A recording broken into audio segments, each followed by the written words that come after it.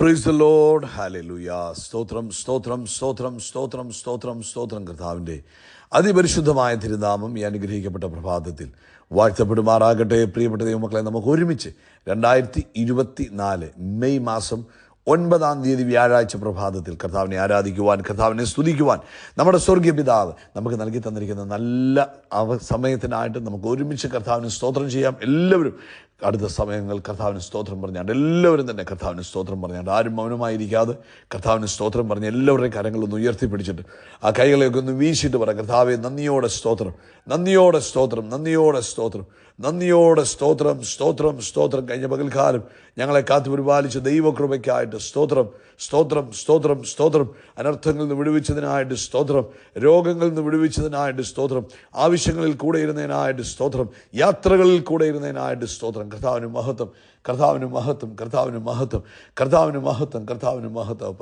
രാത്രികാലം നല്ല ഉറക്കം തന്ന് ഞങ്ങളെ അനുഗ്രഹിച്ചല്ലോ കർത്താവെ, അങ്ങേക്ക് സ്തോത്രം, സ്തോത്രം, സ്തോത്രം, സ്തോത്രം, സ്തോത്രം, സ്തോത്രം. കർത്താവെ, ആരോഗ്യത്തോടെ സൗഖ്യത്തോടെ ഈ പ്രഭാതത്തിൽ ഞങ്ങളെ ഉണർത്തിയല്ലോ, അതിനായിട്ട് സ്തോത്രം, സ്തോത്രം, സ്തോത്രം, സ്തോത്രം, സ്തോത്രം, സ്തോത്രം. കർത്താവെ, ഈ പകൽക്കാലം ക്രിസ്തുയേശുവിൽ ഞങ്ങളെ ജയോത്സവമായി നടത്തുന്ന കർത്താവിന് ഞങ്ങൾ സ്തോത്രം പറയുക. ദോഷങ്ങളിൽ നിന്ന് ഞങ്ങളെ വിടുവിക്കുന്ന, അനർത്ഥങ്ങളിൽ നിന്ന് ഞങ്ങളെ വിടുവിക്കുന്ന, ആവശ്യങ്ങളിൽ കൂട്ടായിട്ടിരിക്കുന്ന നല്ല യഹോവ ഈരേ, അവൻ യഹോവ ഷമ്മ, യഹോവ എൽ ഷദായി, യഹോവ റാഫ, ഞങ്ങളുടെ കൂടെ ഈ പകൽക്കാലം ഇരിക്കുന്നതിന് നന്ദിയോടെ സ്തോത്രം, സ്തോത്രം, സ്തോത്രം, സ്തോത്രം, സ്തോത്രം, സ്തോത്രം. കർത്താവെ, ഞങ്ങളങ്ങേ ആരാധിക്കുന്നു, ഞങ്ങളങ്ങേ സ്തുതിക്കുന്നു, ഞങ്ങളങ്ങേക്ക് നന്ദി പറയുന്നു. അങ്ങ് എത്രയോ നല്ലവൻ, അങ്ങ് എത്ര മഹോന്നതൻ, അങ്ങേ പോലെ മറ്റാരുമില്ല.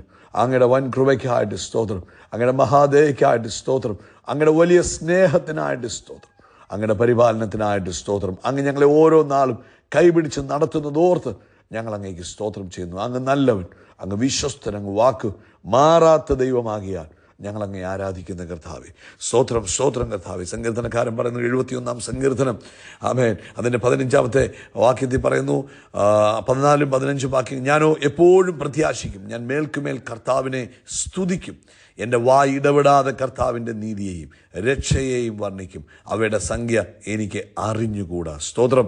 എൻ്റെ വായ് ഇടപെടാതെ കർത്താവിൻ്റെ നീതിയെയും രക്ഷയെയും വർണ്ണിക്കും, അവയുടെ സംഖ്യ എനിക്ക് അറിഞ്ഞുകൂടാ. ഹല്ലേലൂയ. നന്ദിയോടെ സ്തോത്രം. നമുക്ക് വീണ്ടും പ്രാർത്ഥിക്കാം. എല്ലാവരും ഒരുമിച്ച് പ്രാർത്ഥിച്ചാട്ടെ. ഞങ്ങളുടെ പിതാവേ, ഞങ്ങൾ ഒരുമിച്ച് യേശുക്രിസ്തുവിൻ്റെ നാമത്തിൽ ഈ പ്രഭാതത്തിൽ അങ്ങേക്ക് സ്തോത്രം ചെയ്യുന്നു. കഴിഞ്ഞ പകൽക്കാലം കാത്തു പരിപാലിച്ചല്ലോ, സ്തോത്രം. രാത്രി നല്ല ഉറക്കം തന്നല്ലോ, സ്തോത്രം. ആരോഗ്യത്തോടെ ഉണർത്തിയല്ലോ, സ്തോത്രം. അപ്പാ, ഞങ്ങൾ ഒരുമിച്ച് അങ്ങയുടെ പൊന്മുഖത്തേക്ക് നോക്കുന്നു. ഇന്ന് ആ മുഖത്തേക്ക് നോക്കുന്ന ഞങ്ങളുടെ മുഖത്തെ അങ്ങ് പ്രകാശിപ്പിക്കുന്നതിന് സ്തോത്രം. അപ്പാ, ഏതാവശ്യത്തിൻ്റെ മുൻപിലാണെങ്കിൽ ഇന്ന് തൻ്റെ ജനത്തിനു വേണ്ടി അപ്പൻ്റെ കൈ നീട്ടുന്നതിന് സ്തോത്രം. അങ്ങയുടെ അത്ഭുതകരമായ കരം ഇന്ന് തൻ്റെ കുഞ്ഞുങ്ങൾക്ക് വേണ്ടി നീട്ടപ്പെടുന്നതിനായിട്ട് സ്തോത്രം ചെയ്തു. രോഗികൾ ഇപ്പോൾ സൗഖ്യമാകട്ടെ. അത്ഭുതകരമായ സൗഖ്യങ്ങൾ ലോകവ്യാപകമായി യേശുക്രിസ്തുവിൻ്റെ നാമത്തിൽ സംഭവിക്കട്ടെ. പൂർണ്ണ സൗഖ്യം ലോകവ്യാപകമായി നടക്കട്ടെ. ഇപ്പോൾ കർത്താവിൻ്റെ പ്രവൃത്തി ലോകവ്യാപകമായി നടന്നുകൊണ്ടിരിക്കുകയാണല്ലോ. നന്ദിയോടെ സ്തോത്രം. യേശുവിൻ്റെ നാമത്തിൽ അത്ഭുത സൗഖ്യം നടക്കട്ടെ. ഹല്ലേലൂയ. സ്തോത്രം, സ്തോത്രം, സ്തോത്രം, സ്തോത്രം. സയാറ്റിക്ക എന്ന അസുഖത്താൽ ഭാരപ്പെട്ടിരിക്കുന്നവർ, കാലുകുത്താൻ കഴിയുന്നില്ല, എഴുന്നേൽക്കുവാൻ കഴിയുന്നില്ല, ബുദ്ധിമുട്ട് അനുഭവിക്കുന്നവർ ഇപ്പോൾ യേശു ക്രിസ്തുവിൻ നാമത്തിൽ സൗഖ്യമാകട്ടെ. ഇപ്പോൾ തന്നെ സൗഖ്യമായതിന് സ്തോത്രം. ആമേൻ. ഫ്രോസൺ ഷോൾഡർ മുഖാന്തരം കൈ പൊക്കാനും ആമേൻ ഒന്നും ചെയ്യാൻ കഴിയാതെ ബുദ്ധിമുട്ടിരിക്കുന്നവർ യേശുവിൻ്റെ നാമത്തിൽ ഇപ്പോൾ സൗഖ്യമാകട്ടെ, സൗഖ്യമാകട്ടെ. പൂർണ്ണ സ്വസ്ഥത തൻ്റെ കുഞ്ഞുങ്ങളുടെ മേൽ വന്നിരിക്കുന്നതിന് നന്ദി പറയുന്ന കർത്താവ്. Thank you lord, thank you Jesus, thank you Jesus. Tumour amen ശരീരത്തിൽ കാണുന്നു, അത് മുഖാന്തരം മനസ്സിന് ഭാരം അനുഭവിക്കുന്നു. ആമേൻ. ഇപ്പോൾ യേശുവിൻ്റെ നാമത്തിൽ ആ ട്യൂമറുകൾ റിമൂവായി പോകട്ടെ, അപ്രത്യക്ഷമായി പോകട്ടെ, അപ്രത്യക്ഷമായി പോകട്ടെ. ഇന്നലെ കണ്ടത് ഇന്ന് കാണാൻ പറ്റാത്ത വിധ അപ്രത്യക്ഷമായി പോകട്ടെ. അതുപോലെ മറ്റ് പ്രയാസങ്ങൾ, ബുദ്ധിമുട്ടുകൾ അനുഭവിക്കുന്നവരെ കർത്താവ് കൈ തരുന്നു. കർത്താവ് അത്ഭുതങ്ങളെ ചെയ്യണം. ജോലിയില്ലാത്തവരുണ്ട്, അവൻ തലമുറയില്ലാത്തവരുണ്ട്, തലമുറകൾ വഴിതെറ്റിപ്പോയതോർത്ത് ഭാരപ്പെടുന്നവരുണ്ട്. അവരുടെ മേലൊക്കെ ദൈവത്തിൻ്റെ പ്രവൃത്തി ഇന്ന് പകൽക്കാലം നടക്കട്ടെ. യേശു ക്രിസ്തുവിൻ്റെ നാമത്തിൽ അത്ഭുതങ്ങൾ നടക്കട്ടെ.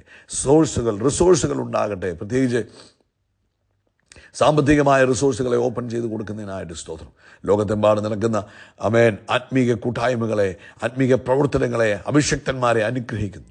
കർത്താവെ, അങ്ങനെ വലിയ സാന്നിധ്യം ഉണ്ടാകണം. നാളെ നടക്കുവാനുള്ള സഭായോഗം അനുഗ്രഹപൂർണ്ണമായി തീരണം. വലിയ ദൈവപ്രവൃത്തി കാണുവാൻ കർത്താവ് സഹായിക്കണം. പ്രാർത്ഥന കേട്ടതിനായിട്ട് നന്ദി. സകല മഹത്വവും പുകഴ്ച അപ്പയ്ക്ക് യേശു ക്രിസ്തുവിൻ്റെ നാമത്തിൽ തന്നെ. ആമേൻ, ആമേൻ, ആമേൻ. കർത്താവ് നിങ്ങളെല്ലാവരെയും ധാരാളമായിട്ട് അനുഗ്രഹിക്കട്ടെ. ദൈവത്തിൻ്റെ വലിയ പ്രവൃത്തി നിങ്ങളുടെ ജീവിതത്തിൽ നടക്കട്ടെ എന്ന് പ്രാർത്ഥിക്കുന്നു. നാളെ കർത്താവ് അനുവദിച്ചാൽ ഇന്ത്യൻ സമയം രാവിലെ 8:15 സഭായോഗം ആരംഭിക്കുന്നത്. നിശ്ചയമായും തക്ക സമയത്ത് പങ്കെടുക്കുക. ദൈവത്തിൻ്റെ കൃപ കൂടെ ഇരിക്കട്ടെ. എബ്രായ ലേഖനം 7-ാം അധ്യായത്തിൻ്റെ 25 മുതലുള്ള വാക്യങ്ങൾ നമുക്ക് വായിക്കാം. അവിടെ പറയുന്നു, അതുകൊണ്ട് താൻ മുഖാന്തരമായി ദൈവത്തോട് അടുക്കുന്നവർക്ക് വേണ്ടി. അപ്പം നമ്മൾ ഓരോരുത്തരും പിതാവായ ദൈവത്തോട് അടുക്കുന്നത് യേശു ക്രിസ്തു മുഖാന്തരമാണ്. അതുകൊണ്ടാണ് നമ്മൾ പ്രാർത്ഥിക്കുമ്പോൾ, പിതാവേ, ഞങ്ങൾ യേശു ക്രിസ്തുവിൻ്റെ നാമത്തിൽ അങ്ങയുടെ അടുക്കിലേക്ക് വരുന്നത്. അതുകൊണ്ടാണ് നമ്മൾ പ്രാർത്ഥിച്ച് അവസാനിപ്പിക്കുമ്പോൾ ഞങ്ങൾ യേശു ക്രിസ്തുവിൻ്റെ നാമത്തിൽ പ്രാർത്ഥിക്കുന്നു എന്ന് പറയുന്നത്. കാരണം നമ്മുടെ സോഴ്സ് യേശുവാണ്, നമ്മുടെ വാതിൽ യേശുവാണ്, നമ്മുടെ മുഖാന്തരങ്ങൾ യേശുവാണ്. അപ്പം നമുക്ക് യേശു ക്രിസ്തുവിലൂടെ മാത്രമാണ് പിതാവിൻ്റെ അടുക്കിലേക്ക് നമുക്ക് പ്രവേശനമുള്ളത്. അപ്പോൾ അടുക്കുന്നവർക്ക് വേണ്ടി, യേശു ക്രിസ്തുവിലൂടെ പിതാവിൻ്റെ അടുക്കിലേക്ക് അടുക്കുന്നവർക്ക് വേണ്ടി യേശു എന്ത് ചെയ്യുക? പക്ഷവാദം ചെയ്യുവാൻ യേശു നമുക്ക് വേണ്ടി ഇൻ്റർസെക്ഷൻ ചെയ്യും. നമ്മുടെ പിതാവിൻ്റെ അടുക്കൽ നിന്ന് നമ്മുടെ ആവശ്യങ്ങളെ പറയുന്നു.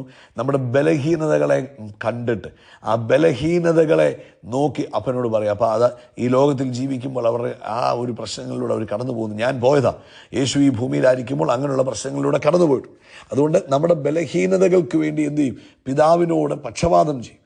നമുക്ക് വേണ്ടി സദാ, അതായത് ഒരു വക്കീലിരുന്ന് വാദിക്കുന്നത് പോലെ നമുക്ക് വേണ്ടി 24 hours പിതാവിൻ്റെ സന്നിധിയിൽ യേശു പക്ഷപാതം ചെയ്തുകൊണ്ടിരിക്കുക. അതുകൊണ്ടാണ് നമ്മുടെ പ്രാർത്ഥന ഏത് സമയത്ത് പ്രാർത്ഥിച്ചാലും സ്വർഗത്തിൽ ചെല്ലുന്നത്. കാരണം പിതാവിൻ്റെ വലതുഭാഗത്ത് യേശു നമുക്ക് വേണ്ടി സദാ പക്ഷപാതം ചെയ്യുന്നു. അല്ല, രാത്രിയിൽ കർത്താവ് ഉറങ്ങുന്നില്ല, പകലല്ലെങ്കിൽ റെസ്റ്റ് എടുക്കത്തില്ല. നമുക്ക് വേണ്ടി നമ്മുടെ പ്രാർത്ഥന എപ്പം ഇവിടുന്ന് ഉയർന്നാലും അപ്പം പിതാവിൻ്റെ അടുക്കൽ നമുക്ക് വേണ്ടി പക്ഷപാതം ചെയ്യുന്നവനാകയാൽ ചെയ്യുവാൻ സദാ ജീവിക്കുന്നവനാകും. എങ്ങനെ?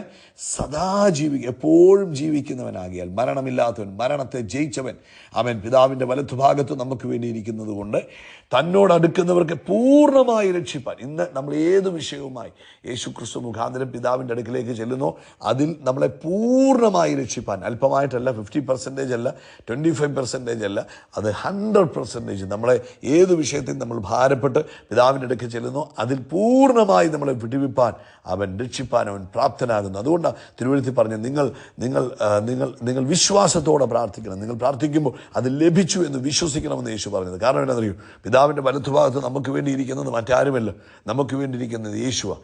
അവൻ ഈ ഭൂമിയിൽ ജീവിച്ചിട്ട് പോയ യേശുവാണ് നമുക്കുള്ളത്. ഈ ഭൂമിയിൽ പൂർണ്ണ മനുഷ്യനായിട്ട് 33.5 വയസ്സ് വരെ ഈ ഭൂമിയിൽ ജീവിച്ചത് കൊണ്ട് അവൻ യേശുവിന് അറിയാം ബലഹീനതകൾ എന്താണ്, പ്രയാസങ്ങൾ എന്താണ്, ഒരു മനുഷ്യൻ നേരിടുന്ന ബുദ്ധിമുട്ടുകൾ എന്താണ്, നാണക്കേടുകൾ എന്താണ്, എന്തൊക്കെയാണോ നമ്മുടെ ജീവിതത്തിൽ അതൊക്കെ കർത്താവ് ഈ ഭൂമിയിലായിരുന്നപ്പോൾ താൻ അനുഭവിച്ചതുകൊണ്ട്, താൻ അത് മനസ്സിലാക്കിയതുകൊണ്ട്, തനിക്കത് അറിയാവുന്നതുകൊണ്ട് ഇന്ന് പിതാവിൻ്റെ വലതുഭാഗത്തിൽ നമുക്ക് വേണ്ടി പക്ഷപാതം ചെയ്യുമ്പോൾ നമ്മളെ എങ്ങനെ വിടുവിക്കും? പൂർണ്ണമായി രക്ഷിപ്പാൻ പ്രാപ്തനാകുന്നു. താൽക്കാലികമായിട്ടല്ല, അല്പമായിട്ടല്ല നമ്മളെ രക്ഷിക്കുന്നത്, പരിപൂർണമായി രക്ഷിപ്പാൻ യേശു പ്രാപ്തനാകുന്നു. 2 കരങ്ങളും ഉയർത്തി പറ, പൂർണ്ണമായി രക്ഷിപ്പാൻ. ഇന്ന് പകൽക്കാലം നിങ്ങൾ ഏത് ഭാരത്തിൽ വിഷമിച്ചിരിക്കുന്നോ, എന്താണോ നിങ്ങളെ അലട്ടുന്നത്, യേശു ക്രിസ്തു മുഖാന്തരം പിതാവിൻ്റെ അടുക്കിലേക്ക് ചെന്നിട്ട് ആ വിഷയത്തെ, ആ പ്രയാസത്തെ നിങ്ങൾ കർത്താവിൻ്റെ കയ്യിൽ വെക്കുമ്പോൾ അതിൽ നിന്ന് പൂർണ്ണമായി രക്ഷിപ്പാൻ നമുക്കൊരു വിശ്വാസം വേണം. നമ്മുടെ ജീവിതത്തിൽ പലപ്പോഴും പ്രശ്നങ്ങൾ വരുന്നത് നമ്മളിത് പൂർണ്ണമായിട്ട് രക്ഷിക്കും എന്നുള്ള വിശ്വാസമൊന്നുമില്ലാതെ നമ്മളങ്ങ് പ്രാർത്ഥിക്കും.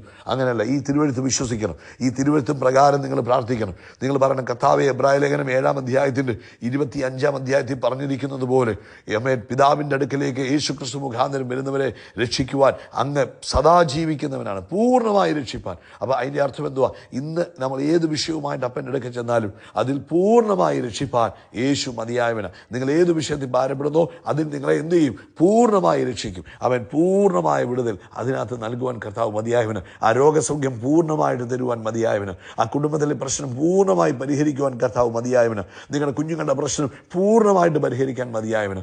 അതുകൊണ്ടാണ് പത്രോസിന്റെ ലേഖനത്തിൽ പറഞ്ഞത്,